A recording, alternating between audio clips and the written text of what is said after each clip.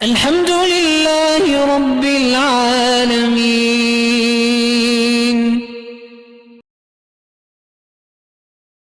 عورت ہے، اس کے بچے جوان ہیں، شادی شدہ ہیں، اس کے خاوند پہ قرض ہے، وہ عورت فوت ہو گئی. اس عورت کے بعد جو زیور تھا، کیا اس کا خاوند وہ زیور بیچ کر اپنا قرض اتار سکتا ہے؟ نہیں، وہ زیور بچوں کا حق ہے، خاوند کا نہیں ہے. اب اگر بچے دے دیں تو پھر اتارے. ایک آدمی نے اپنی بیوی کو کہا کہ تم گھر سے باہر نکلی تو طلاق ہے. پھر وہ خود باہر بھیجتا ہے، وہ طلاق نہیں ہوگی، تو اس نے بھیجا، وہ خود تو نہیں گئی نا. ایسی باتیں کیوں کرتے ہو؟ ہر بات پہ طلاق طلاق طلاق بس، اور کوئی لفظ نہیں.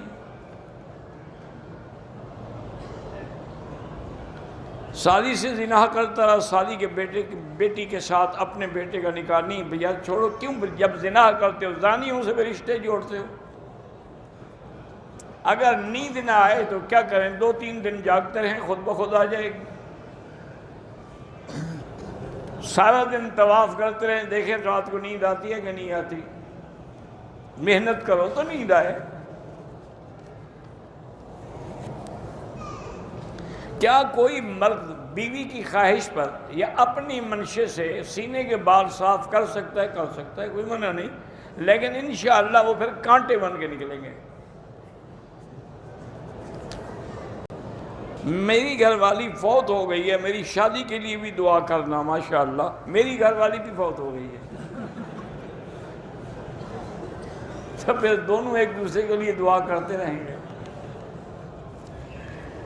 اللہ کے بندے، آج کل دعاؤں سے شادی نہیں ہوتی، دولت سے، پیسے سے ہوتی ہے. پیسہ بناؤ، دولت بناؤ، دعا نہ بھی مانگو، لوگ خود آگے رشتہ دیں گے.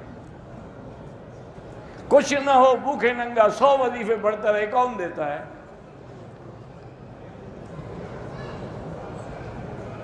عمرے والے کو حاجی نہ کہیں جب اس نے حج کیا ہی نہیں، تو کیوں کہو؟ میرا بھائی قرض دار ہے، اس کو زکوٰۃ آپ دے سکتے ہیں. عمرہ کرنے کے بعد عورت کی نمازیں، بھئی نمازیں سب کی مسجد میں بہتر ہیں، عورتوں کے لیے ہوٹل میں بھی افضل ہے، لیکن چند دنوں کے لیے جو آئی ہیں ان کو حرم سے منع نہ کریں. اگر عورت مدینے میں ہے، اس کو حیض آ گیا، واپس مکے آئے، نیت کر لے اور احرام کی پابندی قبول کرے. مکے میں آگے جب پاک ہو تو عمرہ کر لے. میری بیوی راضی نہیں دوسری شادی کے لیے. جب دوسری بیوی سے تم پہلی سے ڈرتے ہو تو شادی کی ضرورت ہی کیا ہے؟ وظیفے کی کیا ضرورت ہے؟ جب تم اتنے زن مرید ہو کہ پہلی بیوی سے ڈر رہے ہو، جب ڈرو گے تو مرو گے انشاءاللہ.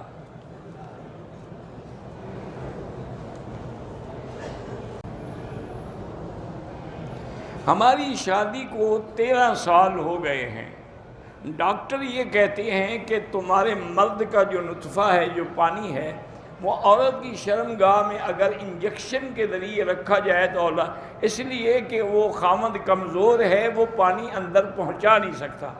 تو اگر اسی کے پانی کو ڈاکٹر انجیکشن میں لے کے رکھ دے تو کوئی بات نہیں، وہ تو اسی کے خامد کا نطفہ ہے.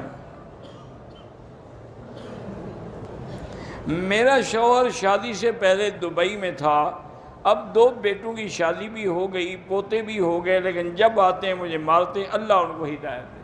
2 رکعت نماز پڑھیں اور یا مانعو اللہ کا نام ہے 70 دفعہ پڑھ کے کھانے پہ پانی پہ دم کر کے اس کو پلایا کریں.